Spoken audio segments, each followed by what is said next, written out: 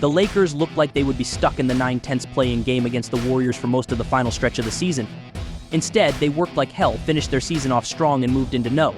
8 in the standings on the last day of the season with a big win against the Pelicans. Now, instead of needing to win 2 games to make the playoffs, Los Angeles will simply have to win 1. That sounds like a great outcome, and it does greatly increase the team's chances of making the playoffs. It also provides the Lakers with more options. One, which initially sounds crazy, is to try and lose that first play-in game. Here's why that does and doesn't make sense. Why the Lakers should try and lose against the Pelicans. The seeding at the top of the Western Conference was up in the air until the last day of the season.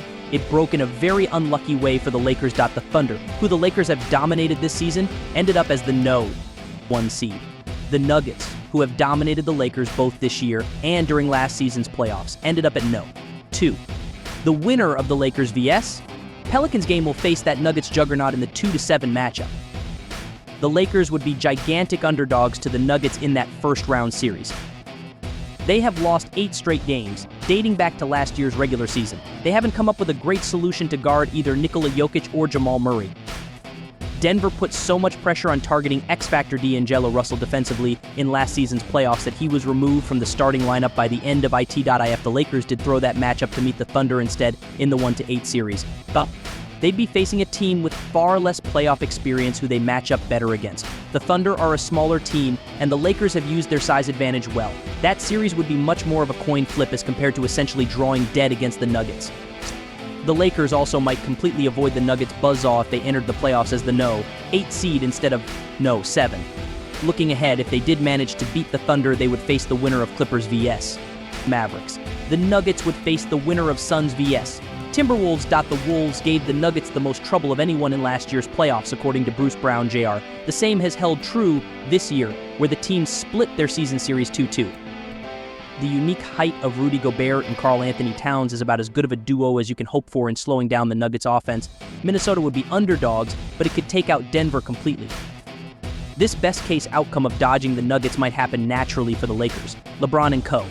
have played extremely well against the Pelicans, blowing them out by 44 points in the in-season tournament semifinals and winning in convincing fashion by 16 points again on Sunday.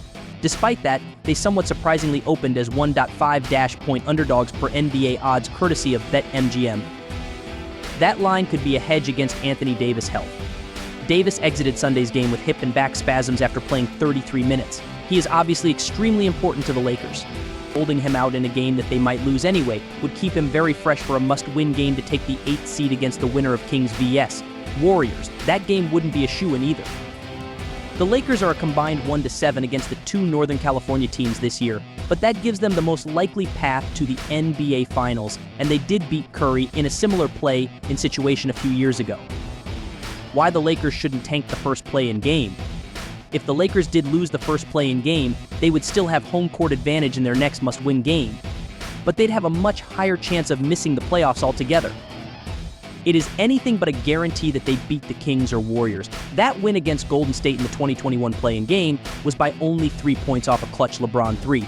The Lakers will also probably have to face the Nuggets at some point anyway if they want to make the finals. The Suns and Wolves are both good teams, but Denver would clearly be favored against both. It might be better to meet the Lakers now when they are relatively healthy rather than later in the playoffs, when a 39-year-old LeBron will be more worn out. Practically speaking, there's no way that the Lakers would throw their game against the Pelicans. It would be far too risky and a PR nightmare, but if they did end up losing naturally and everything else fell into place perfectly, it might secretly be a blessing in disguise.